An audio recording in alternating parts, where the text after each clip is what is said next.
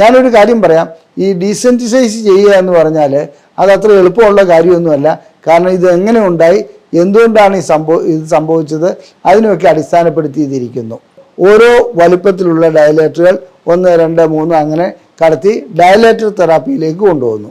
അപ്പോൾ ക്ലൈറ്റോറിയൽ സ്റ്റിമുലേഷനോടൊപ്പം ഡയലേറ്റർ തെറാപ്പിയും ചെയ്യുകയാണെങ്കിൽ ഒരുമാതിരി കഠിനമായ, അതായത് വളരെ ബുദ്ധിമുട്ടുള്ള യോനി സങ്കോചം ചികിത്സിച്ച് മാറ്റാൻ കഴിയുന്നുണ്ട്. അതായത് മാനസിക രോഗമുള്ള ചില പെൺകുട്ടികൾക്ക്, അതായത് ചില പെൺകുട്ടികളെ സംബന്ധിച്ചിടത്തോളം നിങ്ങൾ ശ്രദ്ധിച്ചിട്ടുണ്ടാവും, കൈ എപ്പോഴും ഇങ്ങനെ കഴുകിക്കൊണ്ടിരിക്കുക, വൃത്തിയാക്കിക്കൊണ്ടിരിക്കുക, അല്ലെങ്കിൽ എന്താണെന്ന് വെച്ചിട്ടുണ്ടെങ്കിൽ റൂം എപ്പോഴും അടിച്ച് വൃത്തിയാക്കുക.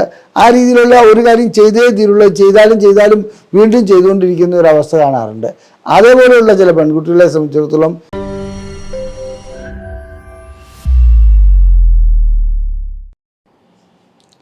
ഞാൻ ഡോക്ടർ അജയൻ വർഗീസ്, കുന്നമംഗലം പന്തീർപ്പാടത്തുള്ള institute of sexual and reproductive medicine എന്ന സ്ഥാപനത്തിൻ്റെ ഡയറക്ടറാണ്. ISRMലേക്ക് സ്വാഗതം. ഇന്ന് ഞാൻ നിങ്ങളോട് ചർച്ച ചെയ്യാൻ ഉദ്ദേശിക്കുന്നത് യോനി സങ്കോചം എന്ന അവസ്ഥയെക്കുറിച്ചാണ്. യോനി സങ്കോചം ഒരു രോഗമല്ല, എന്നാൽ അതൊരവസ്ഥയാണ്. ഈ അവസ്ഥ രോഗത്തേക്കാൾ വളരെ ബുദ്ധിമുട്ട് ഒരു ദമ്പതികൾക്ക് ഉണ്ടാക്കുന്ന ഒരു അവസ്ഥയാണ്. ഇനി യോനി സങ്കോചത്തിന് എന്താണ് യോനി സങ്കോചം, അല്ലെങ്കിൽ യോനി സങ്കോചത്തിന് ഏതെല്ലാം രീതിയിലുള്ള ചികിത്സകളുണ്ട്, ഇത് ചികിത്സിച്ചില്ലെങ്കിൽ എന്താണ് സംഭവിക്കുക, ഇത്തരം കാര്യങ്ങളെക്കുറിച്ചാണ് ഞാൻ നിങ്ങളോട് സംസാരിക്കുവാൻ പോകുന്നത്. ആദ്യം തന്നെ ലൈംഗിക ബന്ധത്തിൽ ഏർപ്പെടുന്ന ഒരവസ്ഥയിൽ, അല്ലെങ്കിൽ അതിന് ആഗ്രഹം ഉടലെടുക്കുന്ന ഒരവസ്ഥയിൽ ഒരു സ്ത്രീയുടെ യോനിയിൽ ദ്രാവകം വരികയും അത് ലൂബ്രിക്കേഷൻ ഉണ്ടാകുകയും ചെയ്യുന്നു. അതുപോലെ തന്നെ ലിംഗത്തിനെ ഉൾക്കൊള്ളുവാനുള്ള രീതിയിൽ അത് വികസിക്കാറുമുണ്ട്. എത്ര വലിയ ലിംഗമായാലും എത്ര ചെറിയ ലിംഗമായാലും യോനിക്കുള്ളിലേക്ക് കടക്കുവാനുള്ള ഒരു അവസ്ഥ അവിടെ സംജാതമാകുന്നു. എന്നാൽ യോനി സങ്കോചമുള്ള ഒരു പെൺകുട്ടിയെ സംബന്ധിച്ചിടത്തോളം അവരുടെ യോനി വികസിക്കുന്ന പ്രശ്നമേ ഇല്ല. അത് വളരെ ശക്തമായി അടയുകയും ഒരു മൊട്ടുസൂചിക്ക് പോലും ഉള്ളിലേക്ക് കടത്താൻ കഴിയാത്ത ഒരവസ്ഥ സൃഷ്ടിക്കപ്പെടുകയും ചെയ്യുന്നു. ഇതിൻ്റെ കാരണം ഭയപ്പാടാണ്. ചിലർക്ക് പാറ്റയെ പേടിയുണ്ട്, പിന്നെ പല്ലിയെ പേടിയുണ്ട്, അതുപോലെ തന്നെ മറ്റേ ഒരു മുറിക്കകത്ത് ഒറ്റയ്ക്ക് ഇരിക്കുന്നത് പേടിയാണ്, ഇല്ലെങ്കിൽ ബാത്റൂമിനകത്തിരിക്കുന്നത് പേടിയാണ്. ഇതേപോലെ ഒരു ഭയപ്പാട് മാത്രമാണ് യോനി സങ്കോചം. അപ്പോൾ യോനി സങ്കോചം ഒരു ഗൈനക്കോളജിക്കൽ ഡിസോർഡറേ അല്ല, അത് ഗൈനക്കോളജിക്കൽ ഡിസോർഡറായി അവതരിപ്പിക്കപ്പെടുന്നു എന്ന് മാത്രം. അതേസമയത്ത് ഇതൊരു ഫോബിയാണ്, ഒരു ഭയപ്പാടാണ്. ഇതിനെ എങ്ങനെ ചികിത്സിക്കാമെന്നുള്ളതാണ്. നമ്മൾ സാധാരണ ഫോബിയെ ചികിത്സിക്കുന്നത്, അതുപോലെ ഒരു പാറ്റയെ പേടിയുള്ളൊരു കുട്ടിയെ സംബന്ധിച്ചിടത്തോളം 2 രീതിയിൽ ചെയ്യാൻ പറ്റും. പാറ്റയുള്ള ഒരു മുറിക്കകത്തേക്ക് ആ കുട്ടിയെ നിർബന്ധിച്ച് ഉള്ളിലേക്ക് കടത്തി വിടുക. കുറച്ച് കഴിയുമ്പോൾ ആ പാറ്റ അതിൻ്റെ ചുറ്റുമൊക്കെ ഓടി നടന്ന് കുട്ടിയുടെ പേടി മെല്ലെ മെല്ലെ മാറിപ്പോകുന്നു. അതേസമയത്ത് ഇത് മറ്റൊരു രീതിയിൽ ചികിത്സിക്കുന്നതിന് പാറ്റയെ വളരെ ദൂരെ വയ്ക്കുന്നു. അത് കഴിഞ്ഞിട്ട് കുട്ടിക്ക് ഇഷ്ടമുള്ള ഒരു മിഠായിയോ, ഫോർ എക്സാമ്പിൾ കാഡ്ബറിയോ അങ്ങനെ എന്തെങ്കിലും തുല്യ ദൂരത്തിൽ വയ്ക്കുന്നു. അതിനുശേഷം മെല്ലെ കാഡ്ബറി പുറകോട്ട് കൊണ്ടുപോകുന്നു, പാറ്റയെ മുന്നോട്ട് കൊണ്ടുവരുന്നു. അങ്ങനെ അഡ്ജസ്റ്റ് ചെയ്ത് സെൻസിറ്റൈസേഷൻ വഴിക്ക് ഡീസെൻസിറ്റൈസ് ചെയ്ത് കുട്ടിയുടെ ആ ഭയപ്പാട് മാറ്റിയെടുക്കുന്നു. ഞാനിത് തത്വത്തിൽ പറഞ്ഞെന്ന് മാത്രമേ ഉള്ളൂ, അതൊരു നീണ്ട പ്രൊസീജിയറാണ്. ഈ രീതിയിൽ ഡീസെൻസിറ്റൈസ് ചെയ്യുക എന്നുള്ളതാണ് വാസ്തവത്തിൽ ലൈംഗികമായിട്ട് ഉള്ള ഈ യോനി സങ്കോചം എന്ന ഈ അവസ്ഥയ്ക്ക് നാം കാണേണ്ട പരിഹാരം. ഞാനൊരു കാര്യം പറയാം, ഈ ഡീസെൻസിറ്റൈസ് ചെയ്യുക എന്ന് പറഞ്ഞാൽ അതത്ര എളുപ്പമുള്ള കാര്യമൊന്നുമല്ല. കാരണം ഇത് എങ്ങനെ ഉണ്ടായി, എന്തുകൊണ്ടാണ് ഇത് സംഭവിച്ചത്, അതിനൊക്കെ അടിസ്ഥാനപ്പെടുത്തിയിരിക്കുന്നു.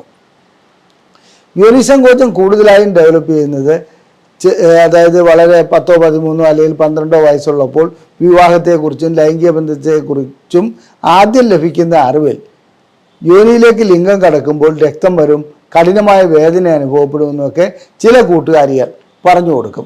ഇത് പ്രായപൂർത്തിയാകും തോറും ഇതിനെ ഭയപ്പാടോടുകൂടി മാത്രം കാണുകയും ലൈംഗിക ബന്ധത്തിൽ ഏർപ്പെടുമ്പോൾ ഇപ്പം വേദന ഉണ്ടാവും, ചോര വരും, അല്ലെങ്കിൽ ബുദ്ധിമുട്ടുണ്ടാവും എന്നുള്ളതൊക്കെ ഒന്ന് ആൻറ്റിസിപ്പേറ്റ് ചെയ്യുക.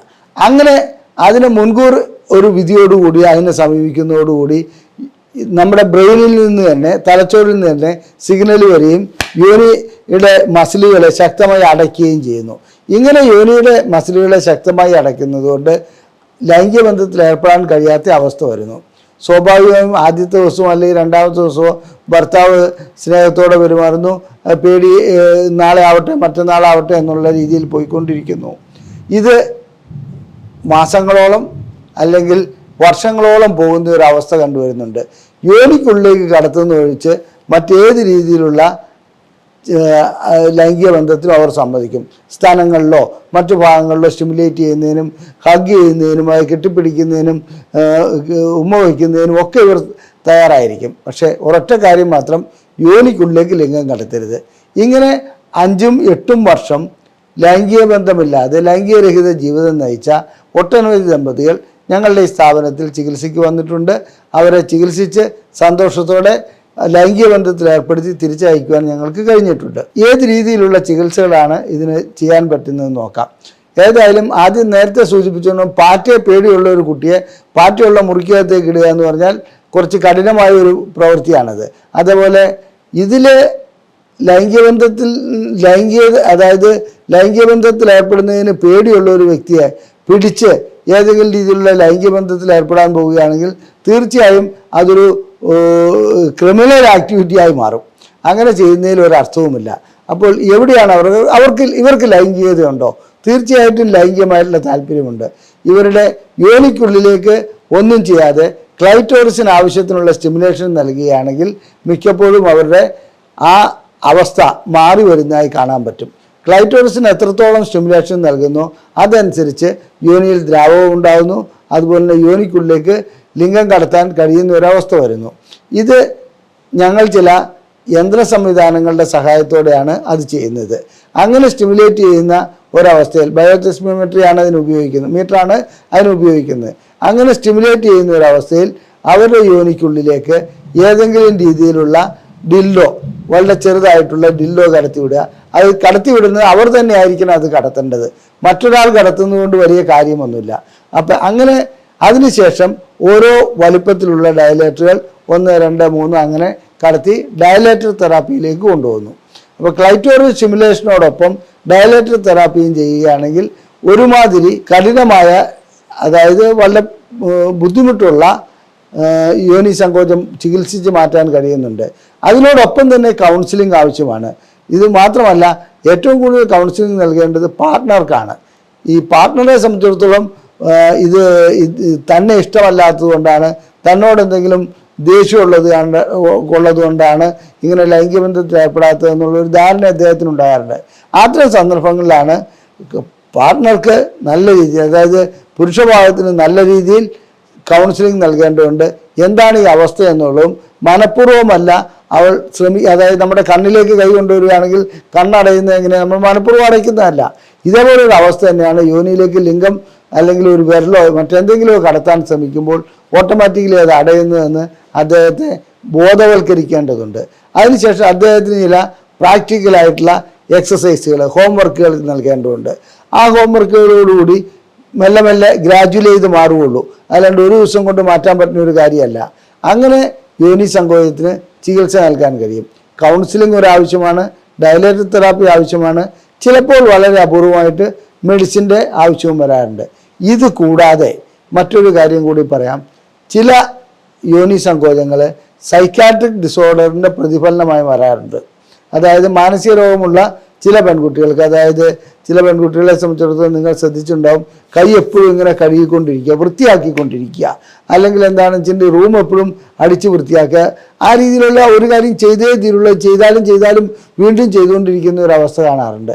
അതേപോലെയുള്ള ചില പെൺകുട്ടികളെ സംബന്ധിച്ചിടത്തോളം ലൈംഗികതയിലും ഈ രീതിയിൽ ബന്ധപ്പെടുന്നതിന് ഒത്തിരി വൃത്തി വേണം, അങ്ങനെ വേണം ഇങ്ങനെ വേണം എന്നൊക്കെയുള്ള ചിന്തയുള്ളവർ ലൈംഗികമായിട്ട് ബന്ധപ്പെടാൻ സമ്മതിക്കാത്ത അവസ്ഥ കാണാറുണ്ട്. ആ കേസിന് അത് വേറൊരു രൂപത്തിലുള്ള ചികിത്സയാണ് ആവശ്യമുള്ളത്. പിന്നെ ഭർത്താവിന് ഇഷ്ടമല്ലാത്ത ചില സ്ത്രീകൾക്ക് ഭർത്താവുമായിട്ട് ബന്ധപ്പെടുന്ന തുടക്കത്തിൽ തന്നെ നിർബന്ധപൂർവ്വം വിവാഹം കഴിപ്പിച്ച ചില സ്ത്രീകളിലൊക്കെ യോനി സങ്കോചം ഉണ്ടാകുന്നതിന് സാധാരണ രീതിയിലുള്ള ചികിത്സയല്ല വേണ്ടത്.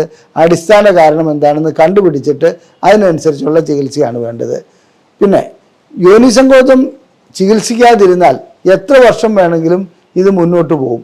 ഒന്നും ചെയ്യാതെ സ്വാഭാവികമായി അല്ലെങ്കിൽ ഓട്ടോമാറ്റിക്കായി കറക്റ്റ് ചെയ്യപ്പെടുന്ന ഒന്നല്ല യോനി സങ്കോചം. അതുകൊണ്ട് ഏതെങ്കിലും ദമ്പതികൾക്ക് യോനി സങ്കോചമുള്ളതായി നിങ്ങളുടെ അറിവിലുണ്ടെങ്കിൽ അവർക്ക് ഞങ്ങളുടെ നമ്പർ നൽകുക. ഞങ്ങൾ അതിനു വേണ്ട ചികിത്സകൾ നൽകുന്നുണ്ട്. ISRM ലൈംഗികമായിട്ടുള്ള എല്ലാ പ്രശ്നങ്ങൾക്കും പരിഹാരം നൽകുന്ന ഒരു സ്ഥാപനമാണ്. ഞങ്ങളുടെ വീഡിയോ ഇഷ്ടപ്പെട്ടുവെങ്കിൽ നിങ്ങൾ ഷെയർ ചെയ്യുക, അതുപോലെ തന്നെ ലൈക്ക് ചെയ്യുക, നിങ്ങളുടെ കമൻറ്റുകൾ താഴെ രേഖപ്പെടുത്തുക. നന്ദി, നമസ്കാരം.